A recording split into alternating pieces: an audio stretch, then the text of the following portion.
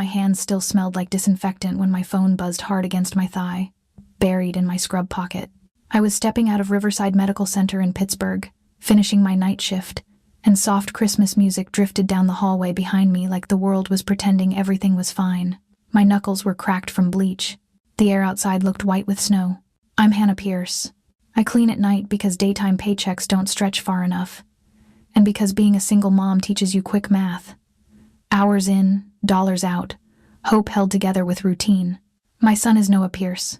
He's 6, sensitive. The kind of kid who whispers apologies to strangers when they bump into him. He carries our struggle quietly, and he still tries to make it lighter for me. Mrs. Lynn watches him when I work.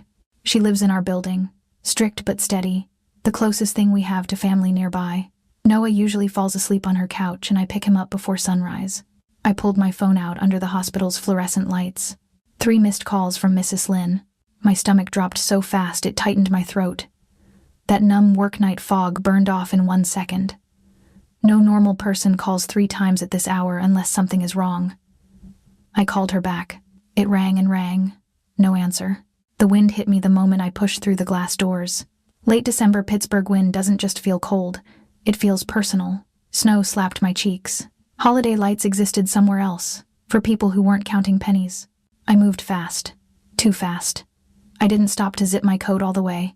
I didn't stop to breathe. I just got home the only way you do when you're desperate in a snowstorm, by pushing through it like the cold can't touch you if you don't acknowledge it. By the time I reached our building, my lungs burned and my eyelashes felt stiff.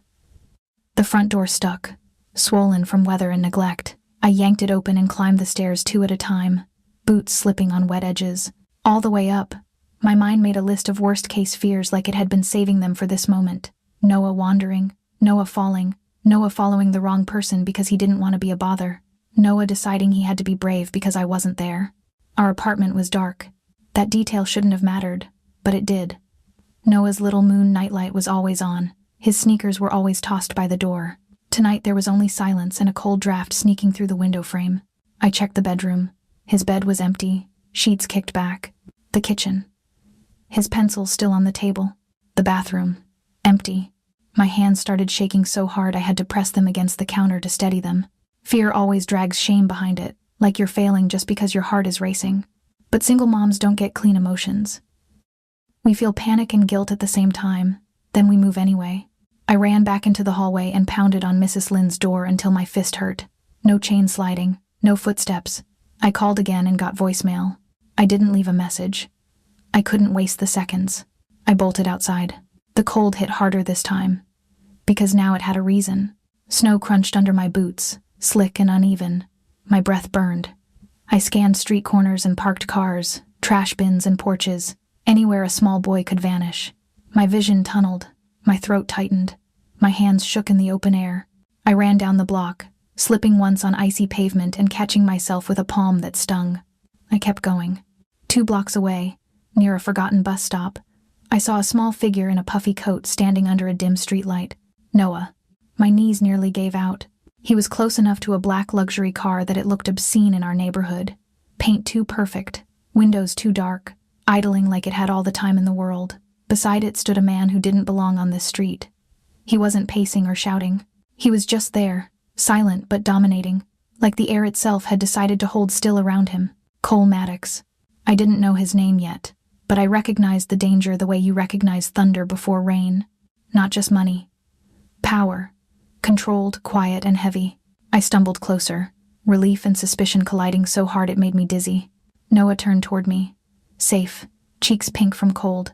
And the thing that stopped me wasn't that he was outside. It was the way he looked at the man by the warm car, like he was a miracle.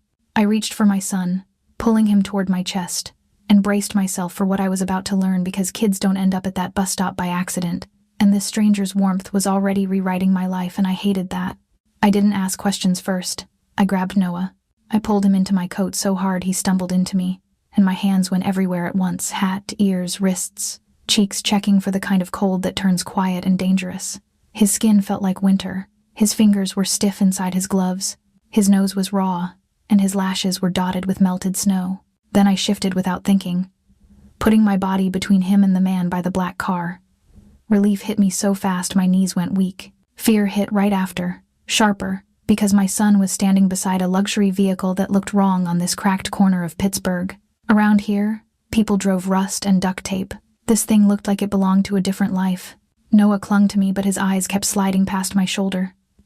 Not toward the street, toward the man, like he was staring at something he didn't expect to exist in our world. That look gutted me, because I understood it. Late December does that. My kid had been quietly carrying the worry that Santa forgot us again. Not because Santa was cruel, but because our building felt like it wasn't on the map. From the way Noah pressed his forehead into my coat, I pieced it together. He hadn't run away to be bad. He'd gone looking for me. Riding the bus home together during Christmas week was his favorite thing. It was the only tradition I could afford. We'd sit side by side on the 47, my work bag at my feet, his legs swinging above the dirty floor. He loved watching the lights blur past the windows, and he loved that. For a few stops, I wasn't rushing. I was just his mom. But tonight the 47 wasn't coming. Holiday service, limited runs, a schedule change Noah didn't understand. He'd waited anyway because waiting is what you do when you trust the world to keep its promises. He stood at that forgotten stop with the wind cutting between buildings and snow slapping his face, telling himself I'd show up any second. He didn't know the bus system doesn't care about hope, and that's where Cole Maddox came in. I didn't know his name yet. I only knew the way the air seemed to go still around him. He wasn't just rich. He had that quiet, controlled presence that makes you lower your voice without being told. His movements were economical, like he hated waste. Noah had been freezing, and Cole had noticed. In my memory, it played like a chain of small decisions most people avoid, because fear tells them to keep driving. He saw a child alone. He slowed down. He checked the bus stop, then Noah, then his phone, like he was confirming facts before he acted. He realized the bus wasn't coming, and he didn't leave my son out there as a lesson. He opened the door and let Noah sit in the warm car. I hated how fast my mind tried to find the trap. In my world, kindness usually comes with a bill. Gratitude rose in my chest, hot and humiliating, and I shoved it down. My job was keeping Noah safe, not getting charmed. Warm leather, heat humming from the vents. Noah's sleeves riding up his wrists because his coat was a size too small. His shoes thin, the kind that look fine until the snow soaks through. In the distance, holiday lights glittered for someone else, while our corner stayed dim and unclaimed. I tightened my hold on Noah and made a choice. I would take my child and leave, and I would not let him bond with a man who could disappear tomorrow or demand payment later. Noah's face told me he'd already started turning this moment into a story. That scared me more than the cold. Cole didn't step toward us. He didn't reach for Noah. He held still, watching, like he understood boundaries and liked being the one who decided where they were. Then his phone buzzed. He glanced down once, and the street changed. An SUV rolled up slow and stopped near the curb like it had been waiting for a signal. The driver didn't get out. He just sat there, eyes forward, guarding nothing and everything. My stomach dropped. I pulled Noah closer and started walking toward home, because staying felt like stepping onto a moving train. And as we reached our building, the dead boiler that hadn't worked in weeks suddenly roared to life, heat coughing through the vents like someone flipped a switch.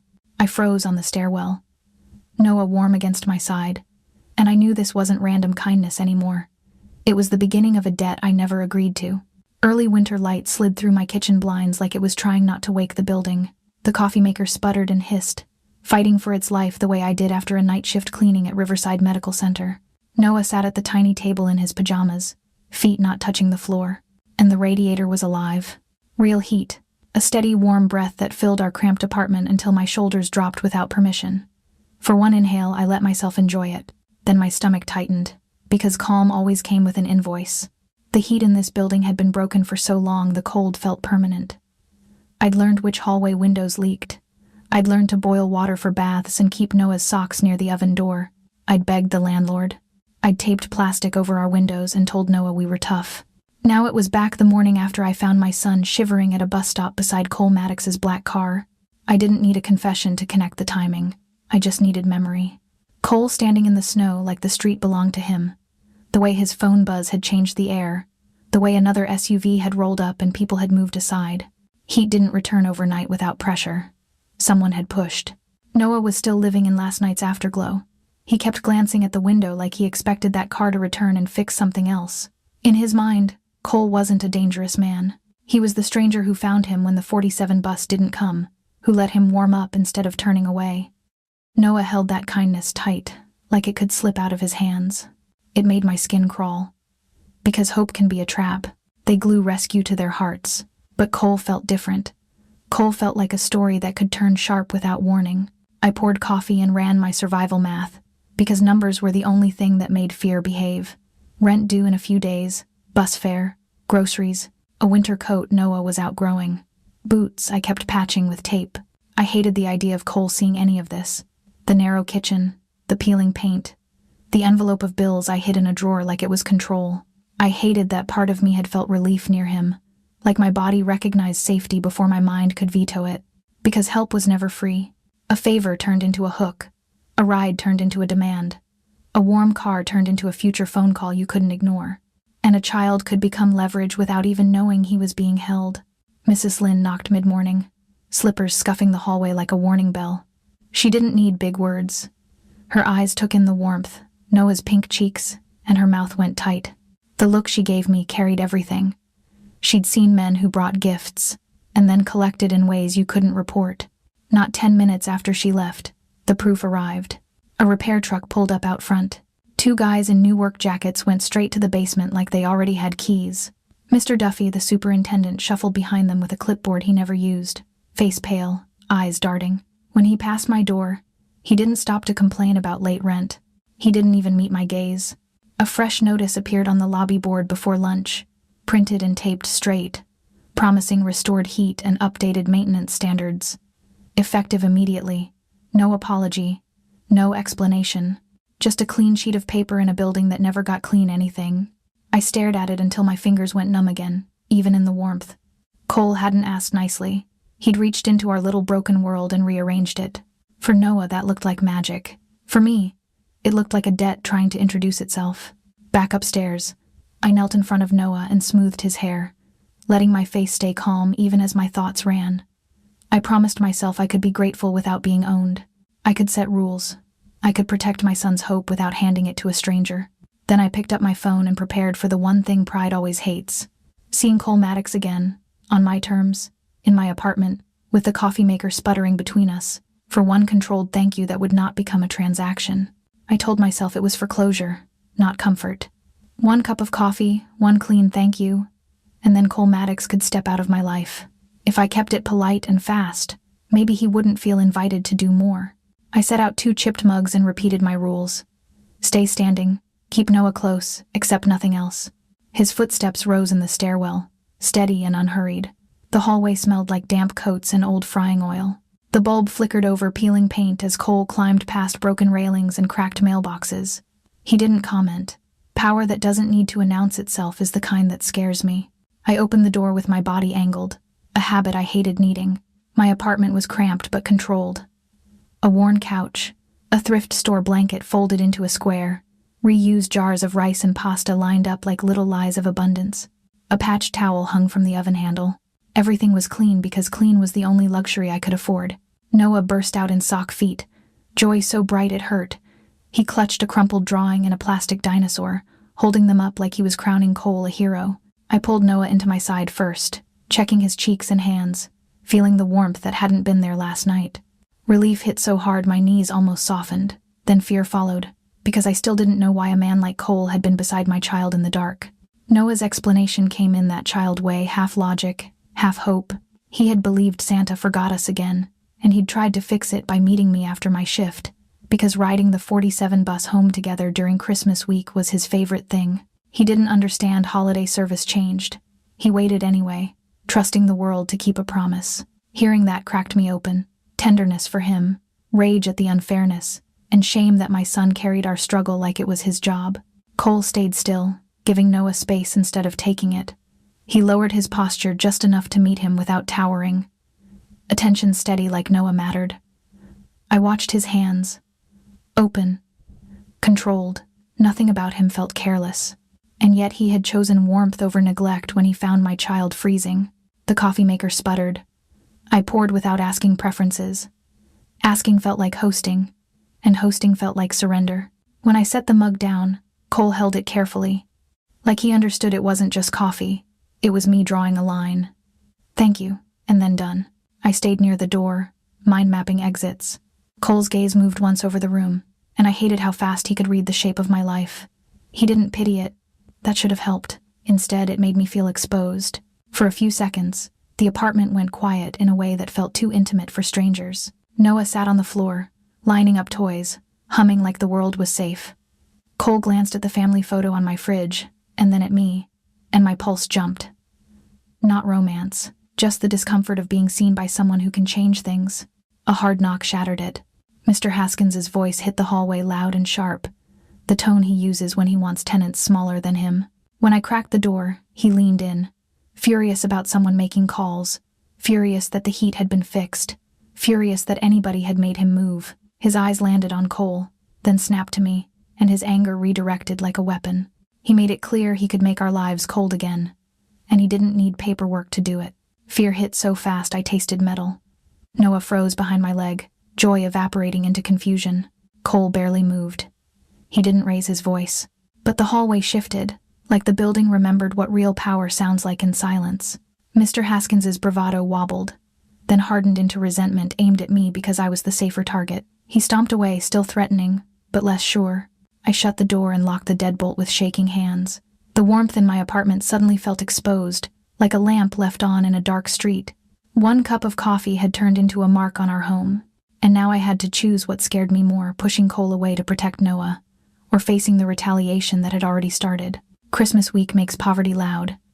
Plastic garland droops over the lobby mailbox. A toy drive poster peels off the wall. Someone's phone plays carols in the stairwell, and the music feels cruel against the stink of damp carpet and old smoke. I came home from Riverside Medical Center with my shoulders aching and my hands raw, thinking the only gift I needed was a roof that stayed put. The eviction notice was taped to my door, 2 strips of yellowing tape, an official-looking header, my name printed like a verdict. I tore it down and the paper edge cut my finger. I read it under the flickering hallway light, trying to make the words mean something else. Late fees, lease violation, creating disturbances, unauthorized interference with building systems, a deadline stamped during Christmas week, with a warning about court dates and removal. The timing was too clean to be coincidence. The heat comes back after months of excuses. Cole Maddox climbs our stairs for one controlled cup of coffee, and now I'm suddenly the tenant who caused trouble. Panic hit my body before my brain could argue.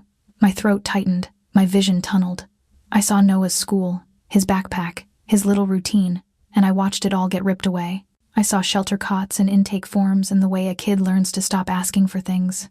Moving costs time, and time costs money, and money is the thin thread holding us together. Then anger rushed in behind the fear. Hot, clear, familiar. I'd been working too hard to be treated like trash because someone else didn't want to do his job. Mr. Haskins made sure I knew he was there. My phone buzzed with unknown calls, back to back. Heavy steps came up the stairs like he owned the air.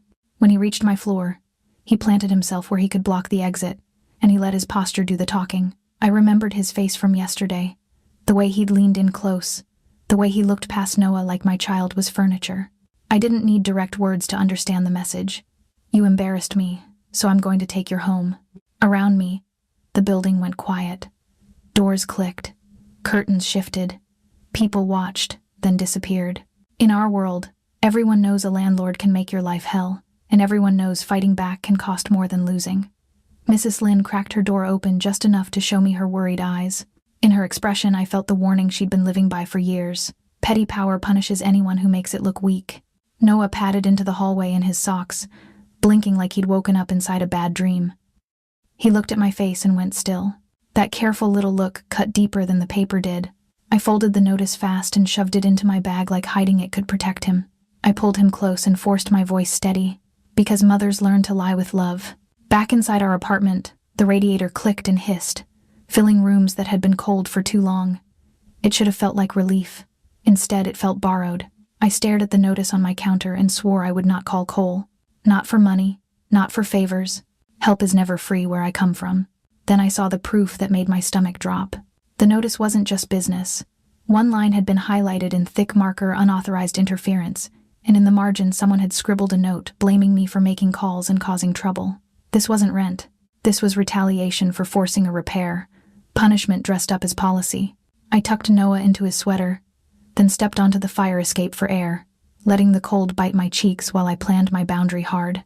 I stood in my tiny kitchen holding those papers, listening to the radiator click like a metronome, realizing the warmth came with a price I never agreed to. And now I had a choice: swallow my pride and confront Cole on my terms, or fight alone and risk losing Noah's home before the snow even melted. Snow makes Pittsburgh look like it's been forgiven. When I stepped outside, flakes fell thick enough to blur the streetlights. My breath came out in white bursts. The eviction papers were folded in my coat pocket, sharp against my ribs like a warning. Everything looked clean while my life felt dirty with fear and the kind of debt you can't pay with cash. I didn't reach out to Cole Maddox to beg. I reached out because I needed a line in the ground before my son became leverage in a story he never agreed to. If this man's reach had touched my building once, it could touch it again, and I had to make sure it didn't wrap around Noah. He chose a spot near the same forgotten bus stop, beside a closed cafe, under one buzzing streetlight. Snow drifted sideways in the wind. Snow hides trash, but it doesn't hide the panic chewing at my insides. His black car was already there, parked like it belonged on a better street. Cole stood beside it, hands bare despite the cold, coat expensive without being loud, face calm in a way that made my skin tighten. He didn't pace. He waited like the world moved when he decided it should. I stopped an arm's length away and pulled the papers out. They looked small in my hands, but they carried the weight of losing everything. I laid out what happened. The heat coming back after months of excuses, Mr. Haskins turning furious the moment a repair happened. The notice taped to my door during Christmas week. The clause highlighted like a threat. I didn't have proof of who made calls, but the timing felt like fingerprints. A simple rescue had become a target. My voice wanted to shake. I wouldn't let it. I told him, as plainly as I could, that I was not collateral damage in a power game I never consented to join. I wasn't a lesson for my landlord, and I wasn't something a man could buy and rearrange. Then I gave him my rules, slow and exact. Noah is off limits. No gifts, no surprise visits, no promises, no hero moments that make my kid attached to someone who can vanish. Nothing in my life gets fixed without my consent. Not heat, not rent, not repairs, not threats. No strings, no debt, no ownership. If you help, it's transparent, as lawful as it can be, and only with my permission on every step. If you can't accept that, you disappear from our block and our lives. I waited for the cold smile, the pressure, the reminder that I was small. Instead, I watched him take it in. His face didn't harden. His posture didn't swell. He looked like a man used to obedience choosing restraint on purpose. Like he could crush an argument with a glance and decided not to. For a second, I realized I was trembling, not from the snow, from standing up to power and not knowing what it would cost. A car rolled slow at the far end of the block, tires whispering over slush. It didn't stop, but it didn't hurry either. I felt eyes where there shouldn't have been eyes. Cole's attention flicked, fast and sharp, and his phone vibrated once inside his coat. The air changed. He moved half a step, not toward me, but between me and the street, shielding without touching, correcting the angles of the night like he'd done it 1,000 times. The deepest truth finally came out of me. I wasn't refusing because I didn't need help. I was refusing because I knew what help costs when you're poor, tired, and raising a child in a building where paperwork can erase you. I hated the shame of needing anything, but I loved Noah more than I hated being seen. I loved him enough to risk offending a powerful man rather than letting my son become a soft spot someone could press. Cole didn't argue me into silence. He didn't turn my fear into entertainment. He let it stand. We left with one controlled agreement. The retaliation would stop, and it would stop fast, but on my terms. I wanted something written that proved the notice was withdrawn. I wanted time, real time, to make choices, even if that meant planning a safe move later instead of being shoved out overnight. And I wanted one more boundary nailed in place. No direct contact with Noah unless I initiated it, every single time. When I walked back through the snow, my cheeks burning, my heart still racing, the street looked clean again. I wasn't fooled. I had just challenged Cole Maddox, and he hadn't crushed me. He had listened. And in the next 24 hours, that choice would change everything. I forced the morning to look normal. I packed Noah's lunch, zipped his coat, and smoothed his hat down like I could smooth the fear out of us. The eviction papers stayed under a pot on the stove, but I felt them anyway, pressing on my thoughts. The radiator clicked and sent heat through the apartment, and even that felt suspicious. I kept hearing my own rules from last night, the ones I'd delivered in the snow to Cole Maddox. Noah was off limits. No surprise fixes. No strings. He had listened. I'd walked home telling myself that meant I still had control. Noah bounced out toward school, backpack thumping his small back. I watched from the window until he disappeared into the crowd of winter coats. I finally turned to my coffee. My phone vibrated on the counter. The school's number. My body reacted before my mind. My stomach dropped. My fingers went cold. When I answered, the voice on the other end sounded careful and urgent. I caught pieces. "Come now, front office. Something happened with Noah. We need to talk in person." I heard my son's name and the kitchen shrank around it. I set the phone down wrong. Coffee spilled across the counter. I didn't wipe it. I grabbed my keys and ran. The drive was short, but every red light felt like a hand on my throat. My brain filled the gaps with worst cases because that's what mothers do when safety feels rented. I parked crooked in slush and hurried inside. The hallway smelled like disinfectant and wet wool. Fluorescent lights buzzed. Paper snowmen and crooked Christmas trees lined the walls. A staff member led me to a small room near the nurse's station. Their faces held concern. Not cruelty, but concern can still feel like judgment when you're a single mom. A clipboard sat on the table. Noah was there, safe, sitting with his backpack still on. His shoulders were hunched, eyes wide. When he saw me, his whole body softened with relief. Mine did too. For half a second, I pulled him into my arms and checked him without thinking. Cold fingers, fast heartbeat, a little tremor in his legs. I pressed my cheek to his hair and forced my breathing to slow so I wouldn't make him feel worse. Then I listened. A man had been waiting near the fence around dismissal time. Not a parent they recognized. Well-dressed, calm. He tried to claim Noah like it was routine, like all he needed was the right tone and a door would open. He used Noah's full name. He knew Noah's teacher. He described Noah's jacket and the dinosaur sticker on his lunchbox. He knew details that didn't belong to a stranger. Noah hadn't gone with him. The staff hadn't let him. Someone asked for identification and asked for his name to match the contact list. The man backed off without raising his voice. That was what made it worse. He didn't look surprised. He looked delayed. One question drowned out everything else. How did he know my child? I asked to see the emergency contact sheet, and the air left my lungs when they slid it toward me. In the middle of my contacts was an additional number listed as authorized pickup. A name I didn't recognize. Handwriting that wasn't mine.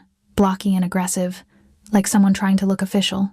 The staff said the contact sheet had been updated yesterday, delivered in an envelope with my building's address, like someone wanted it to look official.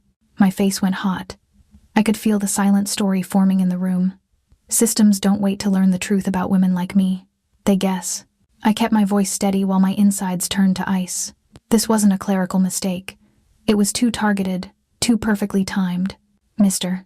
Haskins had threatened me after Cole's visit, furious about calls being made and repairs happening.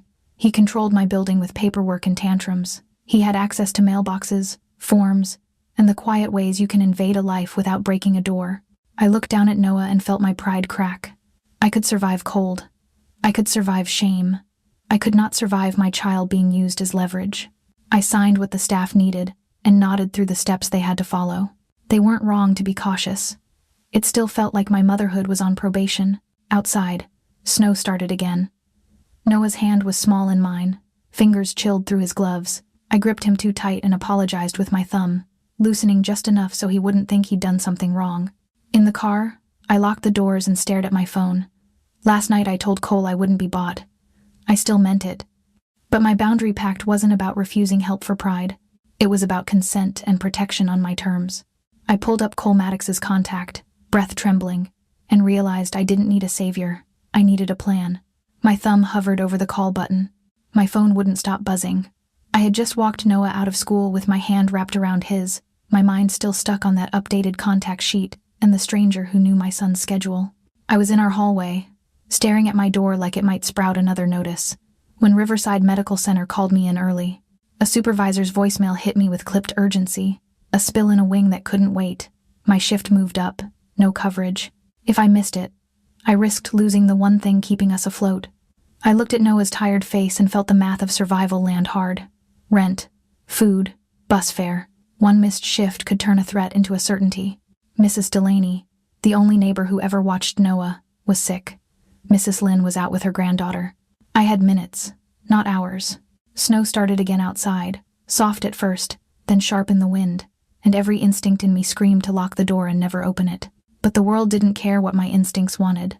I stared at my call history until Cole Maddox's name felt like a dare. Pride started listing reasons to refuse. His power, the way help turns into debt, the way men like him don't enter your life without leaving fingerprints. Then the school incident replayed, and fear took over. Someone had already reached for my child. My job was not to prove I could do it alone. My job was to keep Noah safe. When I called, I kept my voice flat and procedural, like I was ordering a safety plan. I repeated the boundaries I'd drawn in the snow. Noah was off limits. No gifts, no promises, no stories that made Cole a hero. Cole could be in my apartment only for the hours I was gone, and only for one purpose: protection. If anything felt wrong, he would leave with Noah to a public place and notify me. Nothing else. I expected pushback. I expected that cold silence powerful men use to punish. Instead, his response was plain. He would follow my instructions. He arrived fast, but not loud. I heard the building door close, then steady footsteps on the stairs. When I opened my door, his coat looked too expensive for my hallway's light. The air sharpened around him. He scanned the landing the way I scan a street corner. He didn't ask for gratitude. He didn't look past me like my apartment was beneath him. He looked at Noah first, then at me, and waited. The handoff felt like stepping off a cliff with my eyes open. I crouched in front of Noah, smoothed his hair, and tried to make my face calm enough to borrow. I told him, in the gentlest tone I could manage, that I had to go to work and that he would stay home. I just promised I would come back. Noah's fingers clung to mine. I hated myself for needing this. I hated the world for forcing it. I let go anyway, because motherhood is often choosing the safer kind of pain. Cole asked what Noah ate when he got nervous, what show he liked, what bedtime looked like. The questions weren't smooth. They were careful. I pointed out the crackers, the apple slices, the thrift store blanket Noah loved, the dinosaur book with the bent corner. Then I grabbed my keys and left before my courage collapsed. At the hospital, everything smelled like disinfectant and old coffee. I scrubbed floors that never stayed clean and tried to keep my mind on the motion of my hands instead of my son's small body on my couch. Every vibration in my pocket shot heat up my spine. Halfway through the shift, I saw missed calls from an unknown number. My mouth went dry. I ducked into an empty supply closet and listened to the voicemail. It wasn't a clear threat. It was a quiet, distorted breath, then a click, like someone proving they had my number and didn't need words. When I got home just after 11 p.m., my building felt too quiet, the kind of quiet that means people are listening. My key shook against the lock. Inside, the living room lamp was on low. Noah was asleep on the couch, curled under his blanket, one small hand gripping a plastic dinosaur like it was a shield. Cole sat in the chair by the window, still in his coat, still awake. The calm on his face wasn't softness. It was watchfulness. On the coffee table was Noah's dinosaur book, open to the middle, and a bowl with a few crackers missing. Nothing new, nothing shiny, no gift bag. Relief hit so hard my vision blurred. I swallowed it down and checked Noah's breathing, the warmth in his cheeks. He murmured in his sleep and settled, safe. Only then did I notice the thin slip of paper on my doormat, pushed just inside the door like a secret. Cole's gaze flicked to it, and something in the room tightened. I bent to pick it up, and my stomach turned as I read the message. Someone knew where we lived. I stood there with the paper in my hand, Noah asleep behind me, and Cole by the window looking like he'd already decided what came next. Tonight hadn't been babysitting. It had been an escalation. I watched Noah sleep like my eyes could keep him safe. He was curled on the couch with a thrift store blanket to his chin, dinosaur clenched in one fist. The radiator finally clicked and pushed heat into our apartment, and my fingers stopped aching. Relief should have been the end of it. It wasn't. I lifted the blinds a half inch. Across the street, a black sedan sat with its lights off. Not Cole Maddox's car. This one looked forgettable on purpose, snow dusting the hood like a disguise. A man inside leaned forward once, as if checking our windows, then settled back. In the hallway, footsteps moved slow and certain. I heard Mr. Russo's voice on the stairwell, softer than usual, like someone had woken him up and reminded him who holds power. I went to the peephole. Mr. Russo stood there in sweatpants, hair damp. Beside him was a stranger in a clean coat and polished shoes that didn't belong in our building. He didn't look around the way outsiders do. His head angled straight toward my door, like he'd been given instructions. My phone buzzed. An unknown number. One sentence that didn't name Cole but made my chest clamp anyway. A warning that my powerful acquaintance needed to keep his promises, or there would be consequences. That was the moment it clicked. The landlord, the heat, the school incident, those were pieces, but the picture was Cole. He'd stepped into my life, and now someone else was watching the ripple. Noah and I weren't just struggling. We were leverage. I didn't have time to decide whether to contact him. Cole called me first. He didn't soothe. He organized. He asked where Noah was, what I'd seen outside, who was in the hallway, whether anyone touched my door, whether I kept the paper from last night. His mind moved like a checklist. It scared me how normal danger sounded in his world. It also pulled me out of spiral and into facts. He arrived quiet. When his shadow filled my peephole, the hall felt like it had been cleared without a sound. He stepped in like a man obeying rules, lowering his voice because a child was sleeping feet away. He checked the lock and positioned himself so I was never the closest person to the door. Another knock came, lighter than the first. Cole moved in front of me without drama. Protection, I realized, is a body between you and the unknown. Through the peephole I saw the stranger again, younger up close, face polite, eyes sharp. He held an envelope like paperwork. When Cole opened the door only a crack, I caught the respectful rhythm in the stranger's posture, the way his shoulders stayed tight like he was speaking to someone who could erase him. The stranger glanced past Cole once, quick, into my apartment. That look didn't feel curious. It felt like counting. The door shut. Cole handed me the envelope instead of keeping it, like the choice belonged to me. Inside was a plain card with a company logo I didn't recognize. The message was careful, clean, and still threatening. It implied people notice when leaders soften, and it hinted that my existence was becoming a liability. My stomach dropped again. So the threat wasn't only outside his world. It was inside it too. Someone in his circle didn't approve of him standing on my street, warming my child, making calls about heat. Someone saw me as weakness they could pressure. My hand started shaking, and I hated myself for it. Then I remembered the snow, the boundary I'd forced into the night air, and I brought it back. Noah was off limits. No one used his name to send messages. No one claimed us as proof of anything. If Cole handled his people, he did it without turning my son into a symbol. Cole listened. No punishment, no prideful fight, just that controlled restraint that kept catching me off guard. He gave me more truth than he had before. Not a full story, just enough for consent to mean something. He lived in a world built on debts and deterrence. Favors get tracked, weakness gets priced. When he intervenes, it leaves marks. And that's when the twist hit. The heat coming back, the repair truck arriving too fast, the way Mr. Haskins suddenly went quiet, none of it had been invisible. Those weren't private mercies. They were signals. Calls made. Pressure applied. A paper trail that people like the man in the sedan could follow.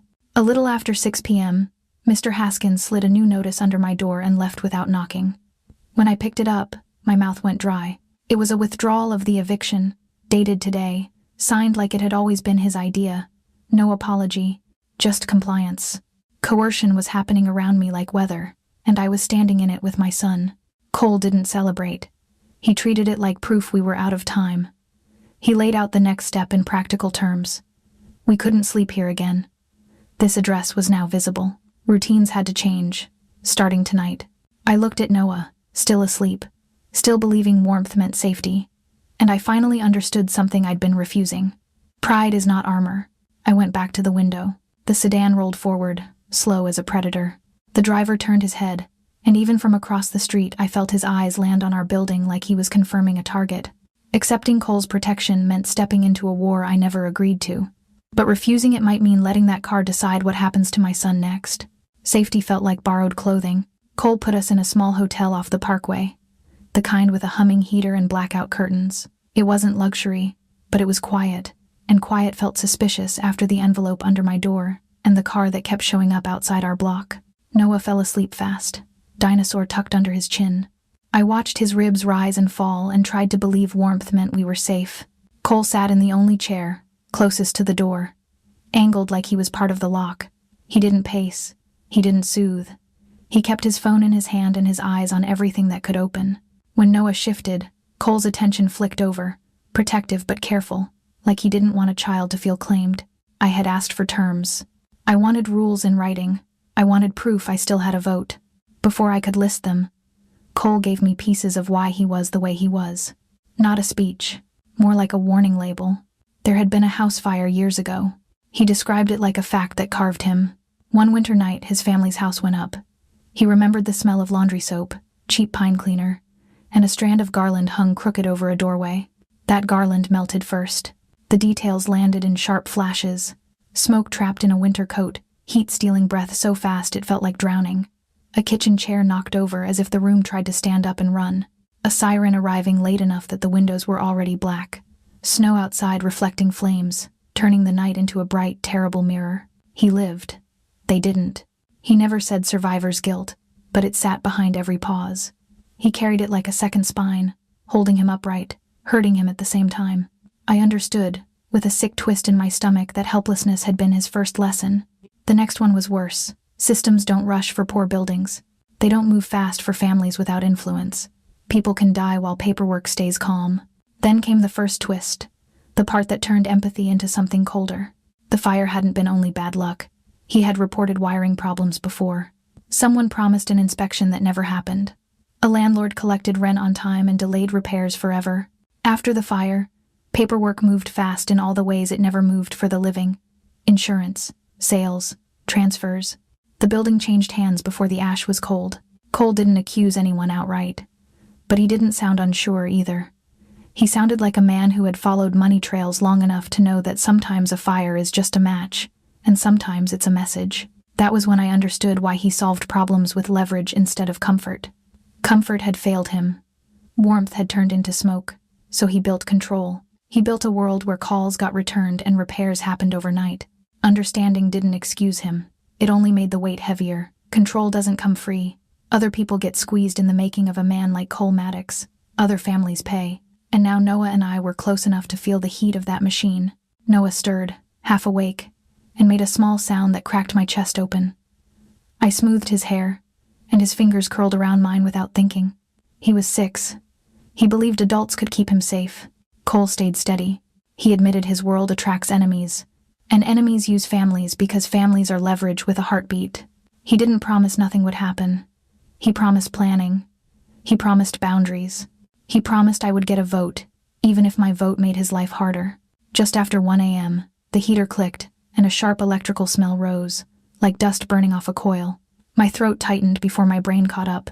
For a second, I was back in my apartment hallway staring at eviction papers, back at the bus stop with Noah's cheeks red from cold, back in every place where safety had been yanked away. Noah mumbled in his sleep and asked the dark a question about fires, the kind of innocent question kids ask when they sense fear in the air.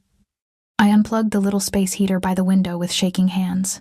Trauma isn't past tense. It waits. It echoes. It tries to repeat.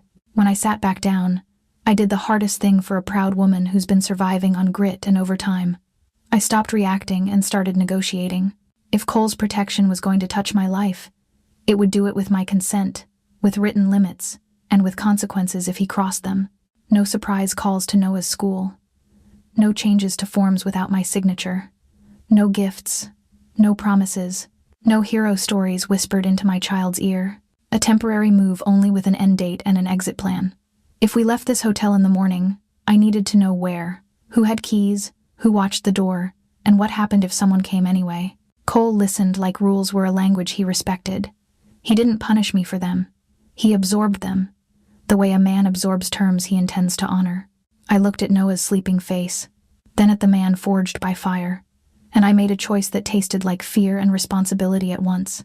I agreed to the bigger safety move for now, but only after we put every term on the table, because what came next wasn't rescue. It was negotiation, starting tonight, not someday. The elevator didn't make a sound. It just rose, smooth as a held breath. And when the doors opened, the air changed too clean, too controlled, like someone had scrubbed the world and forgotten to put the warmth back in.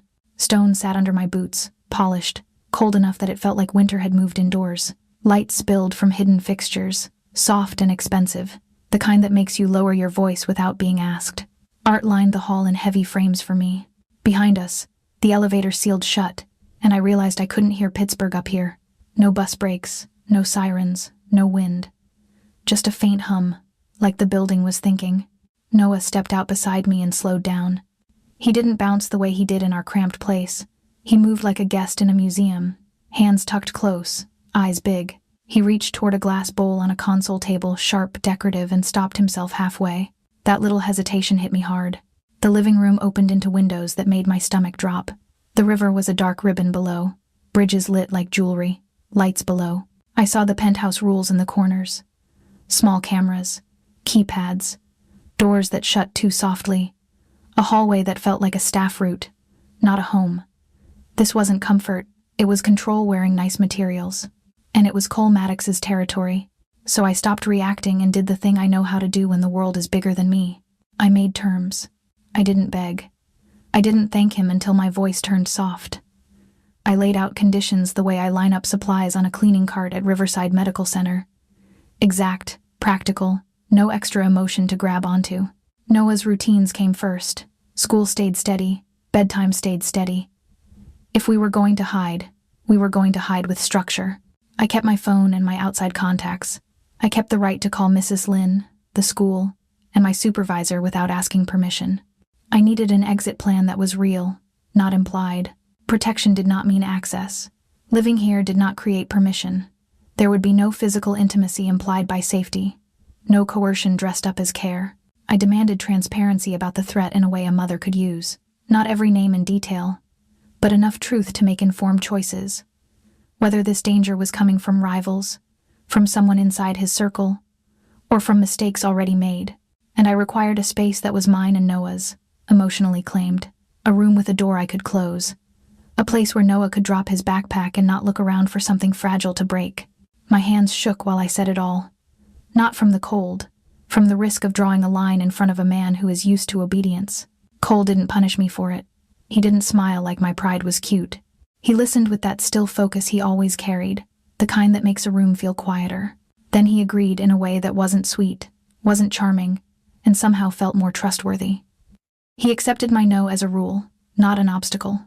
A staff member drifted past the hall, eyes down, moving like the penthouse had choreography, and everyone knew their marks. I thought my terms had created balance. Then I noticed the first crack. On the kitchen counter sat a neat stack of mail beside a bowl of fruit that looked staged. On top was a small envelope with no stamp and no sender, placed too precisely to be an accident. Beside it was a faint smear on the stone, like someone had wiped a spot clean and left a different sheen. Cleaned too well meant touched. My throat tightened. Cole's attention shifted, subtle but instant. He stepped closer without crowding me, angled his body in a way that made me feel covered from corners I hadn't even been watching. Protocol, not comfort. It told me threats were real enough that he lived by habits, not hope. Noah wandered toward a shelf of books and looked at me like he was asking permission to exist in the room. My anger flared hot. Safety that teaches a kid to shrink is not safety. Cole did something small then human, practical, not performative. He found a plain blanket and laid it on the couch where Noah had perched. He dimmed a lamp to a warmer glow. He slid one sharp object deeper onto the table, out of reach, like he'd finally pictured a child in his life and adjusted without needing applause. I didn't melt, but I noticed the museum shift, just a little. The outside world pressed in anyway. My phone buzzed with a message from a coworker at Riverside, careful and uneasy. Someone had been in the corridors asking about me. Not security, not HR. A man in a suit who didn't belong to the night shift, who knew my name and my department, and smiled like a courtesy that dared anyone to challenge it. Seconds later, Mrs. Lynn texted that our old hallway had gone strangely quiet, and Mr. Haskins was suddenly polite, suddenly offering extra time like he'd invented mercy. It wasn't mercy, it was pressure changing hands. Cole didn't pretend any of it was random. I could feel him assembling a plan behind his eyes, pieces clicking into place, and for the first time, I felt myself click into place too. I wasn't just a mother hiding. I was a mother negotiating. I stayed. For now. Under my rules, with my exit plan in my pocket and my son's hand in mine, and as the city glittered below us like it didn't know we were fighting to stay alive, I understood Part 12 wouldn't be about hiding. It would be about leverage using the same kind of pressure that nearly crushed us, but this time aimed outward, controlled, and chosen. The first knock wasn't loud. It was polite, careful, official, the kind that turns your stomach because it means your life has become a file on someone's desk. I'd been trying to fake a normal morning in the penthouse. Noah's lunch was packed. His coat was zipped. I told him school would be fine, like I could speak stability into existence.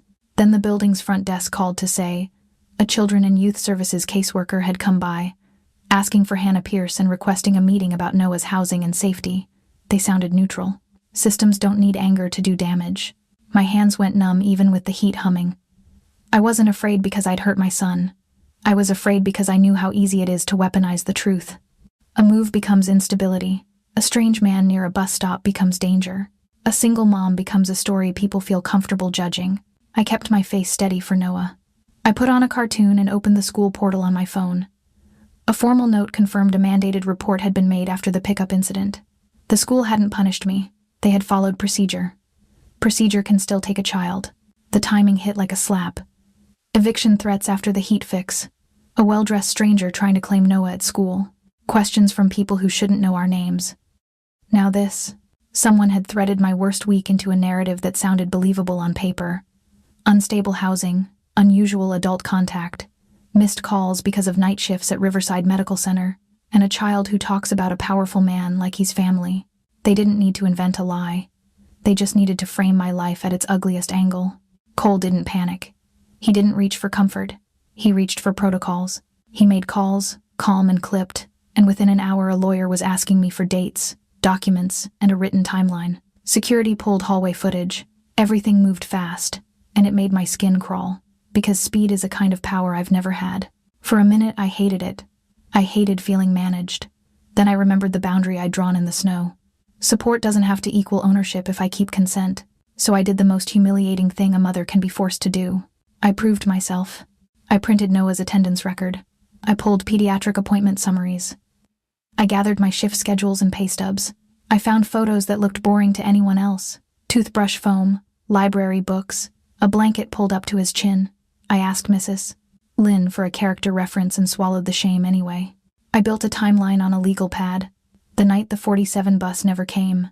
Noah's cold hands at the bus stop, the heat returning too fast, Mr. Haskins pounding and posturing. The eviction notice taped to my door during Christmas week. The stranger at school who used Noah's name like he had a right to it. Each detail was a stitch. Together they made a net. And then the second legal thread tightened. A hearing notice arrived for the eviction case, scheduled right after New Year's. Deadlines, signatures, consequences. If I missed court because I was dealing with children and youth services, it would look like I didn't care. If I focused on court and stumbled with the caseworker, it would look like I couldn't handle my child. The enemy didn't have to touch me to win. He just had to keep pushing until I dropped something important. For an hour, I wanted to run. To disappear, pull Noah out of school, stop answering calls. Running feels like control when you're scared. Then I thought about what running looks like on paper. Flight reads like guilt. Silence reads like neglect. And once a system labels you, it sticks. So I made the choice that scared me more than hiding. I decided to be seen, not as a roomer next to Cole Maddox, not as a grateful poor woman who got rescued. I would be seen as Hannah Pierce, a working mother with a routine, a paper trail, and a clear pattern of being targeted. I would show up to every meeting. I would speak calmly. I would bring receipts and records and witnesses. I would not let shame make me small again, because small is where predators and paperwork like to keep you quietly. Visibility, but on my terms. The contamination showed itself in a small detail that made my throat close.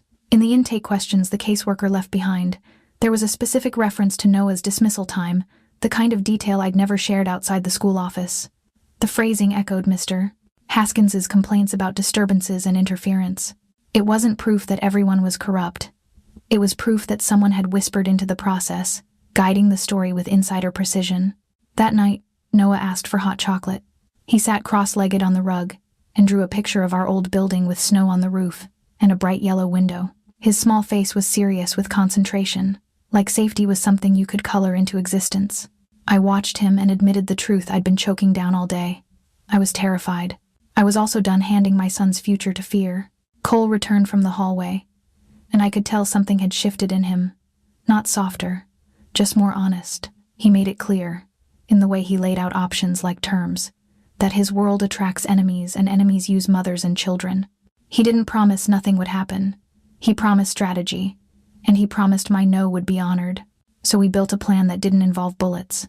We would formally request the school's footage and the sign-in logs, and document the unauthorized approach as a safety incident. We would demand an audit of Noah's emergency contact forms and lock them. We would file a complaint about the landlord's retaliation and force his behavior into court record, where it could be examined instead of whispered.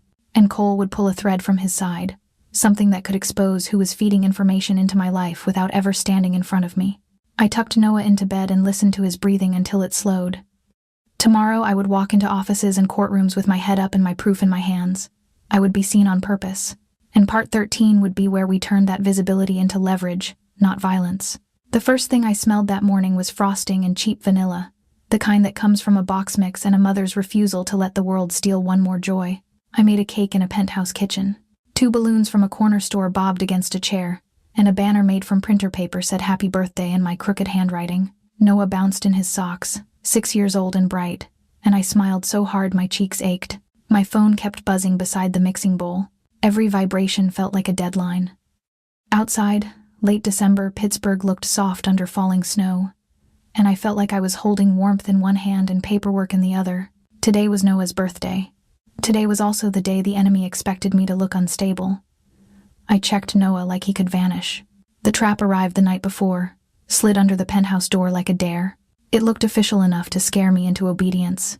County-style formatting, a seal, language about a mandated meeting tied to the school report, and the CPS follow-up. It warned that failure to appear would be documented as non-compliance. No threats, no shouting, just a file waiting to swallow me. Cole watched me read it without touching it, controlled and still. We coordinated without romance and without theater. I decided what stayed private. Noah was not a bargaining chip. Cole supported my choices instead of steering them. While Noah helped spread frosting with a plastic knife, I studied the letter again. The address was wrong by a digit. The caseworker name was real, but the extension didn't match the county directory. The letterhead watermark smudged when I held it to the light. The certainty landed like ice. They weren't trying to win a meeting. They were trying to make me miss the real one. The invitation was bait. I didn't tell Noah. I refused to turn his birthday into a courtroom in his face. Instead, I used the day as cover. If they wanted me frantic and absent, I would be calm and documented while staying physically present with my child. I saved the voicemail from an unknown number that had called after midnight. I photographed the envelope and letter with the timestamp visible. I forwarded copies to our attorney and printed them. I wrote a timeline in plain language, like I was building a map out of fear. Noah kept pulling me back into the moment. He insisted the candles sit in a perfect circle. He watched the balloons like they might float away if he blinked. His excitement was fragile, and it steadied me. The key came from Noah without him knowing it was a key. He dug through his backpack for a card from his teacher and a wrinkled dinosaur drawing. A folded scrap of paper slid out, clipped inside like an afterthought. Noah wasn't secretive. He just looked confused that something extra was in there. It was a torn corner of a volunteer sign-in sheet from the school office, the kind used during toy drive week. Someone had written a name and phone number in tight, neat loops. My stomach dropped because I recognized the handwriting. It matched the aggressive scribble on the eviction notice that had been taped to my old door. I didn't interrogate my son. I didn't ask who touched his backpack. I just understood the pattern. One person had been close enough to Noah to slip paper into his bag, and close enough to my building to leave threats on my home. Cole didn't snatch the scrap or declare what it meant. He waited. When I gave a small nod, he passed it to our attorney with the rest of my packet. That was consent in action. By late morning, we pushed back through official channels. Our attorney verified with the county office that no mandated meeting existed at the address on the letter. He requested written confirmation and flagged the documents for internal review. The trap was turning into a spotlight. Noah blew out his candles at noon, frosting already smeared on one cheek. I watched him squeeze his eyes shut and make a wish, and I hated that my hands were trembling anyway. I was smiling for my child while building a case against someone who thought I was easy to crush. A little after 1 p.m., the county office returned the call. They confirmed the letter was not issued by them. They asked for the documents to be forwarded to a supervisor. They scheduled a legitimate check-in through verified contact. The meeting the enemy thought would break me became the meeting he didn't attend. The intermediary who was supposed to mark me absent and negligent never showed. No call, no follow-up. Just silence, the kind that happens when a predator realizes the room has cameras. He pulled back because exposure was now a risk. It would have been easy to hide behind penthouse security and call that victory. But I had made a choice. I refused to be manipulated into absence, so I still showed up for the legitimate part. I completed the verified call. I sent my timeline. I offered Noah's school records and routine notes. I asked for everything in writing. I spoke calmly. Not because I felt calm, but because calm was my rebellion. That night, Noah fell asleep with his paper crown tilted sideways and a faint smear of frosting still on his chin. I stood over him and felt tenderness and steel in the same breath. We'd won one pressure point without violence, and it wasn't luck. It was proof and strategy. We had enough now to force an audit, to compel testimony, to drag the network into daylight. And as the snow kept falling outside the glass, I understood what would carry us into part 14. I was done hiding, and I was done letting anyone else decide what kind of mother I was allowed to be. Early winter light slid across my cramped kitchen, pale and careful. The coffee maker sputtered, then caught. A small pile of cheap Christmas week wrapping paper still sat on the counter because I had not had the energy to make it disappear. Noah's socks were drying near the heater vent. One turned inside out like he had peeled it off in a hurry. The radiator clicked and stayed alive, and I realized calm still felt unfamiliar, like standing in a room I did not fully trust yet. Safety did not erase fear overnight. Even after the worst trap was neutralized, my body still flinched when unknown numbers lit up my screen. I still checked the peephole twice when footsteps paused outside. I still held my breath when official envelopes showed up anywhere near my name. Healing looked ordinary. Lists, locks, routines, learning to breathe through silence instead of filling it with panic. I still kept my keys between my fingers on the elevator. I still memorized exits. Peace was real, but it needed practice daily. The final closure did not come with sirens. It came with a paper trail so clean it forced the truth into daylight. The forged notices, the swapped times, the tampered school form, and the bait meeting all became evidence the moment I stopped trying to be invisible and started documenting. Photos of envelopes and tape, screenshots of calls, the timeline I wrote in plain language at my kitchen table, with Noah coloring beside me. The school log that proved a stranger had tried to claim they were family. It was not glamorous. It was boring. And boring was my weapon. Cole's people brought the legal muscle, but I refused to let anyone speak over me. I showed up to every legitimate appointment anyway. I sat in rooms that smelled like toner and stale coffee, and told my story calmly, because calm is what systems listen to. The county opened a formal review when they saw the same phrasing repeating across documents that should not have matched. The school pulled camera footage. A supervisor flagged the compromised paperwork. The lies did not explode. They simply stopped working. Quiet consequences followed. CPS closed the inquiry after I provided proof of routine and care. The landlord's threats shrank when housing authority records were requested, and his story changed. The intermediary who had been feeding details into the process vanished the moment exposure became possible. The enemy did not need to be dragged out in handcuffs for the pressure to lift. He only needed to realize he could not keep using paperwork as a knife without cutting himself. None of that made Cole harmless. His world still ran on control and consequence.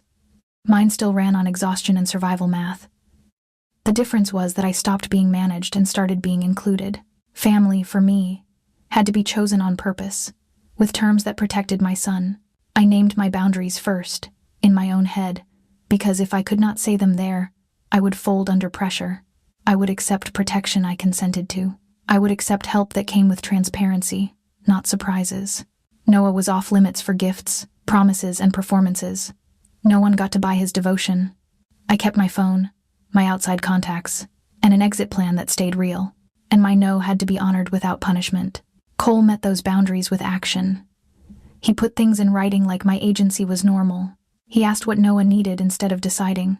He did not touch what I had not offered. He did not demand gratitude as payment. He stayed steady. Noah stayed at the center because he was the reason any of this mattered.